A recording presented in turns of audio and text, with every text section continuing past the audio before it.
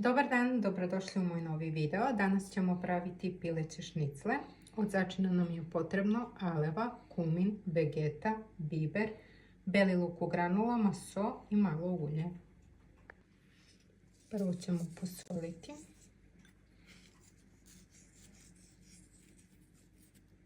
Zatim dodajem beli luk u granulama, svuda pomalo. Mleveni crni biber,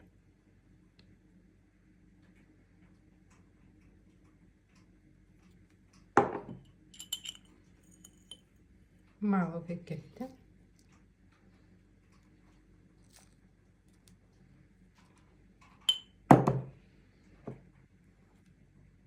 malo kumin,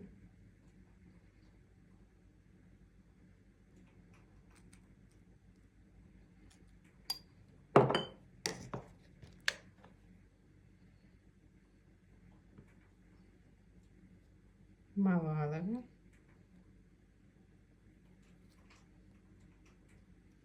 sad ćemo sipati malo ulje,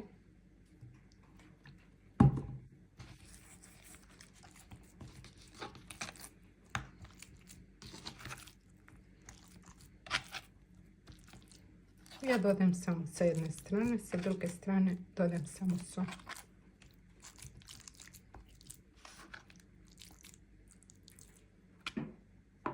Sada svuda još pomalo soli.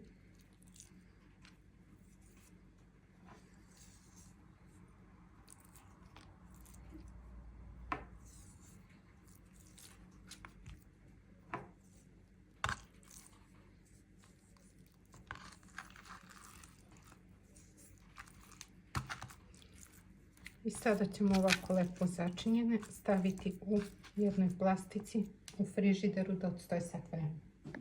Napravit ćemo kao prilog uz šnicle mladi krompirići sa ruzmarinom. Ako imate mali, onda stavite celi malo da se prokuvaju jedno 7 minuta. Ako ne, onda ih presecite ovako na pola pa još na pola.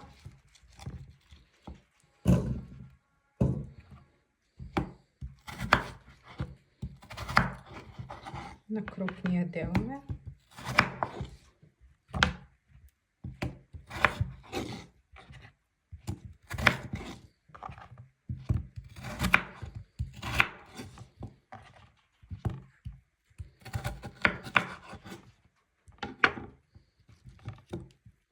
Sada ćemo to staviti u jednu šerpu.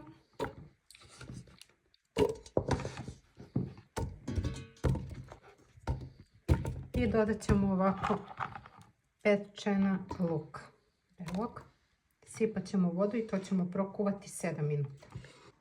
Kada su nam šnicle odstajale u frižideru, ovdje imam 2 jaja i prezle. Sada ću samo u jaje i u prezle.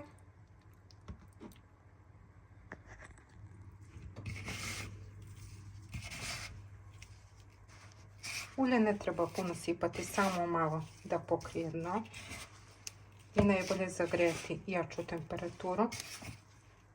Da se okrene sa jedne i sa druge strane, da nam ne bi bile masne i da budu ukusne.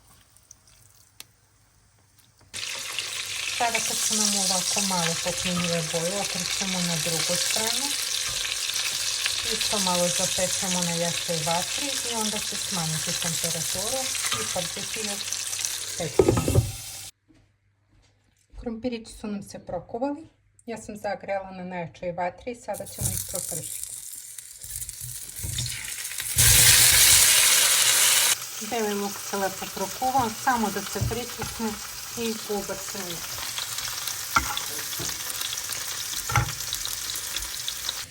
Sada kad su nam dobili ovako lepu boju, dodajemo ruzmarin, malo so i mleveni crni biber. Promešamo i naši krompirići su gotovi. Naši mladi krompirići i šnicle su gotove. Lepo izgledaju, krompirići uopšte nisu masni, zato što su prethodno kuvani. Šnicle su jako također sočne i ukusne. tako da napravite i probajte.